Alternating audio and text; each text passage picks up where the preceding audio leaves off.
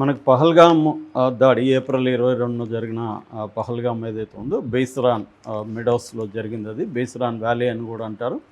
So, అందులో 26 మంది చనిపోయారు. 25 మంది ట్రావెలర్సు. అందులో ఒకరు నేపాలు, ఒక local horse rider, Kashmiri horse rider. మొత్తం 26 మంది చనిపోయారు. దీనికి సంబంధించి ఎన్ఐఏ చేతికి ఇన్వెస్టిగేషన్ ఇచ్చారు. నేషనల్ ఇన్వెస్టిగేషన్ ఏజెన్సీ ఎన్ఐఏ అంటే. సో, అంటే టెర్రరిస్ట్ యాక్టివిటీస్ అన్నీ కూడా ఎన్ఐఏనే టేకప్ చేస్తుంది కాబట్టి ఎన్ఐఏ గత 10 రోజుల నుంచి కూడా వీళ్ళని పట్టుకోవడానికి కాశ్మీర్లో టెస్ట్ వేసి పెద్ద ఎత్తున ఆపరేషన్స్ చేస్తుంది. దాదాపు 8,000 మందిని ఇప్పటివరకు విచారించింది. అందులో 1,500 యూత్ని పట్టుకొని వాళ్ళని క్షుణ్ణంగా విచారించారని చెప్తున్నారు. దాదాపు 20 మంది ఇప్పటి వరకు గ్రౌండ్ లెవెల్ వర్కర్స్ అంటారు, ఓవర్ గ్రౌండ్ వర్కర్స్ అంటారు వాళ్ళని, ఓజీడబ్ల్యూ. ఈ ఓవర్ గ్రౌండ్ వర్కర్స్ అంటే టెర్రరిస్టులకి ఓవర్ గ్రౌండ్ వర్కర్స్ నెట్వర్క్ ఉంటుంది కాశ్మీర్లో. వీళ్ళు టెర్రరిస్టులకు హెల్ప్ చేస్తుంటారు. వీళ్ళు బయట నార్మల్గా టీచర్స్ గానో షాప్ ఓనర్స్ గానో ఏదో ఒక పనులు చేసుకుంటూ నార్మల్ పీపుల్ లాగే ఉంటారు. వీళ్ళని ఓజీడబ్ల్యూస్ అంటారు, ఓవర్ గ్రౌండ్ వర్కర్స్ అంటారు. ఇలాంటి వాళ్ళు ఒక 20 మంది ఈ ఆపరేషన్లో పాల్గొన్నట్టుగా ఎన్ఐఏ గుర్తించింది. అయితే ఈ పాల్గొనిందేమో అక్కడ పాల్గొనింది 4 అని చెప్తున్నారు. అందులో 4 పేర్లు కూడా రిలీజ్ చేశారు. ఇద్దరు పాకిస్తాన్ వాళ్ళు ఉన్నారు. హషీమ్ మోసా అలియాస్ సులేమాన్, అతను నెంబర్ 1. అతను మిలిటరీలో కూడా పనిచేస్తాడు, స్పెషల్ ఫోర్సెస్లో అతను ఉన్నాడని చెప్తున్నారు. రెండవది అలీబాయ్ అలియాస్ తలహాబాయ్. ఈ అలీబాయ్ తలహాబాయ్ కూడా పాకిస్తాన్ టెర్రరిస్టు.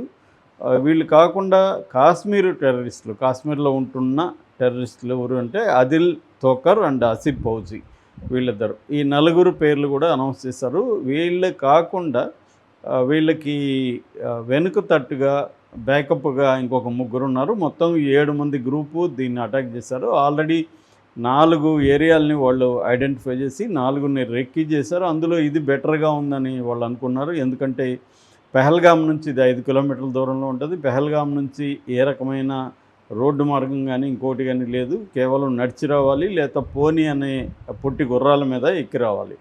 సో కాబట్టి ఇక్కడ అటాక్ చేస్తే కూల్గా మన టైం ఉంటుంది, కూల్గా అటాక్ చేసుకోవచ్చు, అటాక్ చేసి కూడా రిట్రీట్ అయిపోవచ్చు అనేది వాళ్ళు అనుకున్నారు. అది నిజం కూడా అయింది. దాదాపు 1 అవర్ వరకు అక్కడికి ఎవరు రాలేదు. జరిగిన 1 అవర్ వరకు కూడా ఎటువంటి సాయుధ ఫోర్స్ అనేది అక్కడికి రాలేదు. కాబట్టి 7 మామూలుగా ఏంటంటే ఎప్పుడు అటాక్స్ ఇట్లాంటి అంటే మిలిటరీ లెవెల్ అటాక్స్ అంటాం, మావోయిస్టులు కానీ లేకపోతే టెర్రరిస్టులు కానీ అటాక్స్ వెరీ ఆర్గనైజ్డ్గా ఉంటాయి. ఒక రకంగా మిలిటరీ పద్ధతుల్లోనే వీళ్ళు అటాక్స్ చేస్తారు. ఒక అసాల్ట్ టీం ఉంటుంది, డిఫెన్స్ టీం ఉంటుంది, దానికి సంబంధించి ప్రొటెక్షన్ కోసం అంటే ఇతర పనుల కోసం కూడా పెట్టుకుంటారు.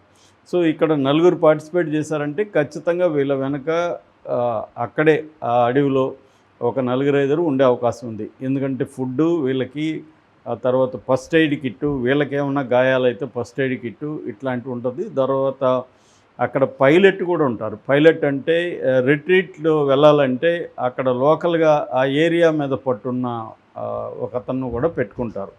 ఆ దారులు అవన్నీ తెలియాలి, ఎందుకంటే వీళ్ళకి కొత్తగా అవచ్చు. కాకపోతే రెక్కి వీళ్ళు చేస్తుంటారు. దాదాపు 20-22 కిలోమీటర్లు నడిచి రెక్కి చేశారని చెప్తున్నాను. నేను కూడా మావోయిస్టులో చూశాను. వాళ్ళు కూడా ఎక్కడన్నా సిటీలో అటాక్ చేయాలనుకుంటే సిటీ నుంచి ఎలా రిట్రీట్ అవ్వాలనేది నడిచే చూస్తారనమాట. అంటే బై వాక్ చూస్తారు. దానివల్ల ఏమవుతుందంటే టెర్రైన్ మీద మనకు మంచి పట్టు ఉంటుంది.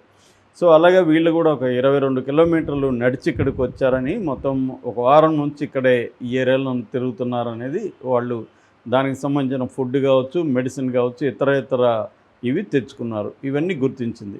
అయితే ఇప్పటి వరకు పట్టుకోలేకపోవడానికి ప్రధాన కారణం ఏంటంటే అక్కడ టెర్రైన్ అంటే ఆ ప్రాంతం అనేది దట్టమైన అడవితో కూడుకుంది. ముఖ్యంగా పిర్పంజల్ రేంజ్ ఫారెస్ట్ అంటారు దాన్ని కాశ్మీర్లో. పిర్పంజల్ రేంజ్ ఫారెస్ట్ వచ్చి ఒక దుర్గమమైన అరణ్యం.